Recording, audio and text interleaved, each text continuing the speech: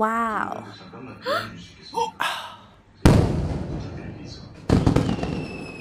Hello mga sugar mamas, hot mamas at sa mga single mama dyan na madaling mahalin pero mahirap panindigan. Ito ang gagawin ko ngayon, napaka-special. Habang ginagawa ko ito ay meron akong share sa inyo na kwento. Ito tungkol sa dalawang magkaibigan na laging nagpapamayan. Lagi parang nagkakasaran. Simulan natin ang istorya. Marie, kailan pala yung mo, birthday? August 30, Marie. Malapit na.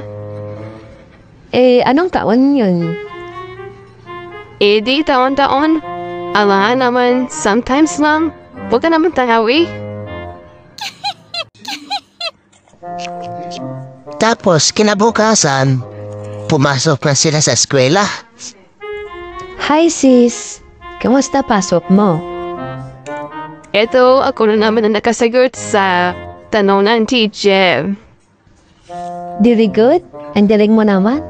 Kaya agad na naging kaibigan. Ano nga pala yung tanong ng teacher mo? Tanong niya kung sino yung wala na assignment.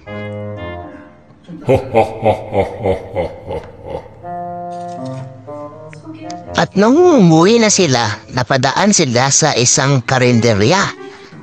At nakita sa menu ang kakaibang pagkain. Marie, anong gusto mo orderin? Kain tayo. Saglit lang Marie. Titingin pa ako. Nag-iisip pa ako anong ordering ko, hindi ko alam eh. Sige, tingin ka lang muna dyan. Marie, anong pinagkaiba nitong mashed potato tsaka yung potato? Tubigyan kita ng halimbawa. Itong panyo ko, potato. Ito namang damit ko, mas potato.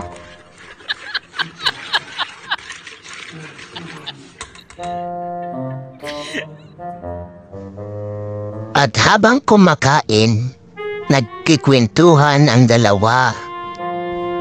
Alam mo, ang galing-galing ng tatay ko. Alam mo yung Pacific Ocean? Siya ang humukay nun. Oh, talaga? Ang hina naman ng tatay mo. Mas malupit yung tatay ko. Ano pala yung nagawa ng tatay mo? Ba't mo nasabing malupit naman yun? Alam mo ba yung did see?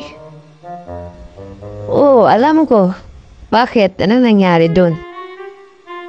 Siya ang pumatay nun.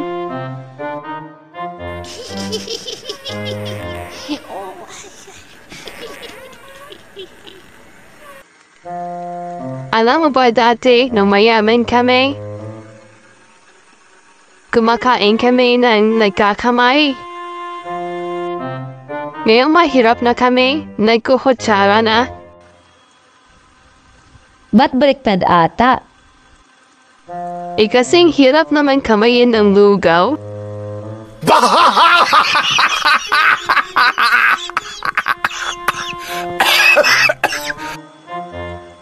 Ay nako, yung dalawang magkaibigan talaga. Ay nako, bumalik na lang tayo sa pagluluto ko.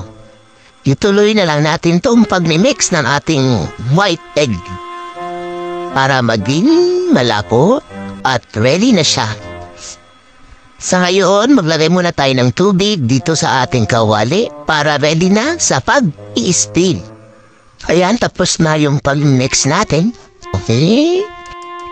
Kailangan mo rin taktakan para matanggal yung mga dumidikit sa ating mixer para walang sayang.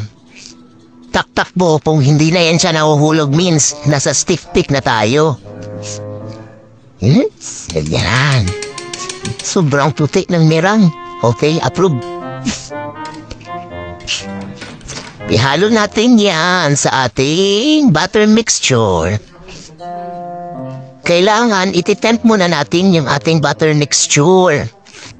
So, Halo-halo lang, sige. Kailangan mo muna siyang haluin ng maigi para wala ng butter mixture na natira.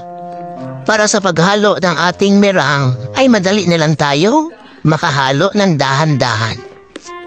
Kaya dapat sanay kang magbate palagi. Kaya magbate pa ng 3 times a day. Dahan-dahan lang.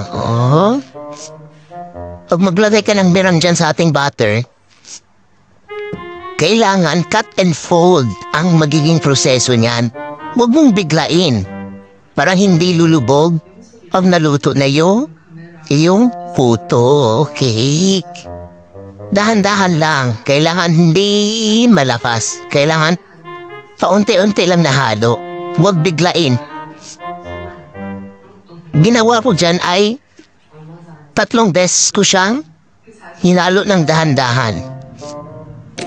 Sa kabilang banda naman, magpiprepare tayo ng ating toppings. Itong salted egg at ito cheese. Yan ay half cup ko na measurement sa isang maliit na lanera ko.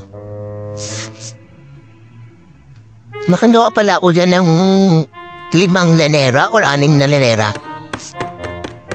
Taktak mo lang ng 3 beses tapos lagyan mo ng keso na toppings at salted cheese na toppings. Hindi ko pa alam kung paano ko ilagay ang design.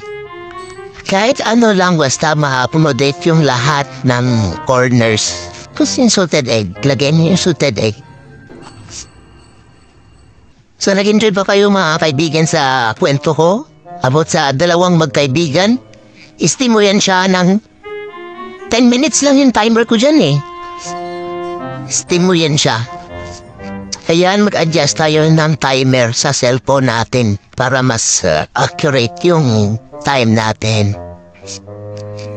Don't you ever say I just walk away. I will always want you. Wow! Yan, 10 minutes. Hindi ko alam yung temperature ng steamer ko kasi gamit ko lang dyan yung rice cooker. Ayan! 5 piraso ang aking nagawa. Oops, tapos landahan mo lang kunin para hindi ito mapasok. Wow!